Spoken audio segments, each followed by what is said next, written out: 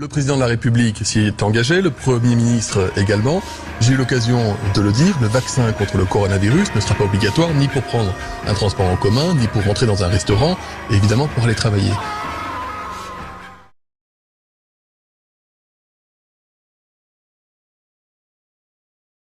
Plus personne ne croit le ministre de la Santé qui a en effet dit et passé son temps à dire des contre-vérités depuis le mois de mars. Je trouve qu'on nous enferme dans un truc qui nous crée une société de zombies. Il ne s'agit plus d'une démocratie, mais d'une réelle dictature. Dans votre monde inhumain, les gamins auront un masque à 6 ans. Et on voit tout le monde là comme ça dans la rue, les gens sont quand on s'approche à moins d'1 mètre, ils sursautent.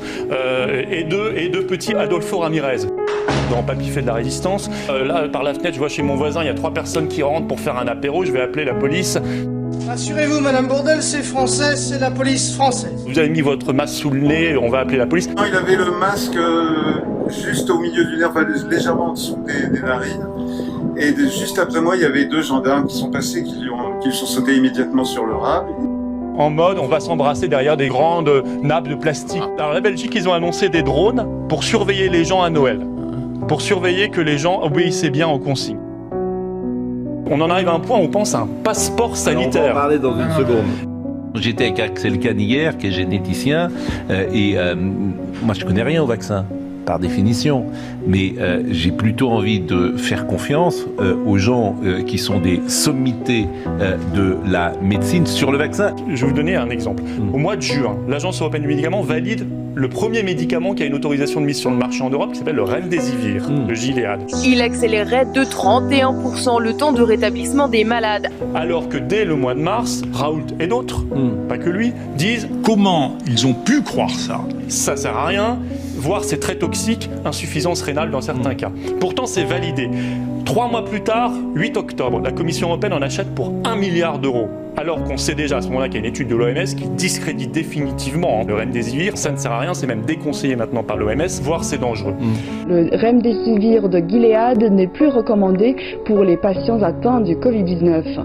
Pourtant, on est capable de le recommander, de le mettre sur le marché, d'en acheter pour 1 milliard. La même agence et les mêmes sommités, Tout ça, c'est de la merde, il faut le dire maintenant aux gens. Le gouvernement va finir par imposer la vaccination, parce que c'est bien de cela dont il s'agit. Je vais lui faire une offre qu'il ne pourra pas refuser.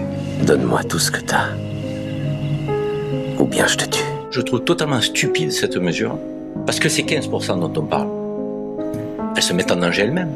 Elles ne mettent pas en danger celui qui est vacciné. Ça, tout dépend. Donc, je veux dire, mais non, puisque celui qui est vacciné, à un moment donné, s'il se vaccine, c'est pour pas l'attraper. On lui prédit effectivement d'être protégé. Donc finalement, ces 15%, c'est eux qui sont en danger, qui se mettent en danger. Oui, mais ils le diffusent. Ça veut dire qu'à un moment donné, mais ils le diffusent à ceux qui ne sont pas vaccinés. Bah oui. On nous prend pour des cons. Mais donc c'est un faux problème, vous êtes en train de créer un faux débat là. C'est du foutage de gueule. Si vous êtes vacciné et que moi je ne le suis pas, moi j'ai un risque de l'attraper, vous non.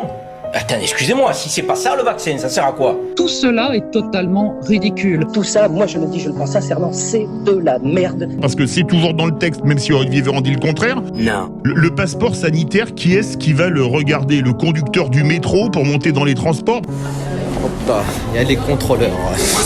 Ou la serveuse ou le serveur du restaurant pour voir si vous avez le droit d'aller manger un steak frites en fonction de votre passeport sanitaire. Juste devant, je vais faire mine de ne pas les regarder. Vous aurez ceux qui auraient été vaccinés qui pourraient rentrer dans des lieux publics ou dans des transports en commun ou voyager, monter dans des avions, et ceux qui ne pourraient pas accéder à tout cela. C'est de la véritable discrimination. Qu'est-ce que c'est que cette société qu'on construit sans efficacité sanitaire à côté? Mais on est dans une réponse politique, on n'est plus dans une réponse sanitaire. On ferait mieux d'être intelligent, rationnel et d'arrêter de massacrer notre pays, nos métiers et notre liberté. On ne doit pas mettre par terre, détruire le pays, parce qu'on est en train de le détruire. Selon l'article 6, je le cite, le Premier ministre peut subordonner les déplacements des personnes, leur accès aux moyens de transport ou à certains lieux, ainsi que l'exercice de certaines activités à la présentation des résultats d'un test de dépistage établissant que la personne n'est pas affectée ou contaminée, au suivi d'un traitement préventif, y compris à l'administration d'un vaccin. Est-ce que Quand on écoute les propos d'Olivier Véran hier soir et qu'on relit l'article 6, on n'est pas vraiment dans le « en même temps » En même temps, ou même dans le tout et son contraire. imaginez une année où on aura une grippe un peu forte, comme ça arrive, 2015, 2017. En 2017, la grippe a tué entre 20 et 30 000 personnes en France. C'est une forte grippe. On n'est pas très loin des chiffres du Covid cette année. Rien maintenant ne nous empêchera de dire au niveau du gouvernement qu'il faut donc fermer les restaurants pendant un mois, remettre le masque pour les enfants et puis fermer les salles de cinéma, les salles de sport. Là, on est parti pour ça, je vous l'annonce tout de suite. Il faut se réveiller. Si on ne dit pas stop, on n'en sortira plus jamais. Et vous vous enfoncez sans réagir? En quelle année? On est à 32 000, 2017. On est à 32 000 personnes mortes de la grippe en 2017. 20 à 30 000 personnes, c'était une forte grippe en 2017. Là, on est à 32 000 aujourd'hui. Donc on n'est pas très loin. Or, un mort de la grippe vaut pas moins qu'un mort du Covid. Docteur Hamon, il y a eu 20 à 30 000 morts de la grippe en 2017? Attendez, est-ce que je peux finir? Juste oui ou non? Juste oui ou non? Est-ce que je peux finir? Mais monsieur Philippot, on ne peut pas vous laisser dire n'importe quoi. Non, mais monsieur Hamon, il pense qu'il veut. C'est pas. Il y a eu combien de morts? De la grippe, mais qu'est-ce que vous racontez? Monsieur Hamon me contredira évidemment. C'est le même nombre que le Covid. 5 000 morts. 5 000. Mets la main droite contre le mur. 5 000, s'il vous plaît, 5 000. monsieur Philippot. Mais ça y est, vous dites 5 000 au hasard. Non, Non, c'est monsieur Hamon qui le dit. Non, mais Oh le salaud, putain. 30 000, 5 000, mais c'est une année normale de grippe. Là, c'était une forte grippe. Mets la main droite contre le mur. non, mais excusez, non, mais vous pouvez pas laisser dire ça parce que. Épidémie de grippe, la surmortalité hivernale a atteint 21 000 décès, le point. Allez, merci beaucoup.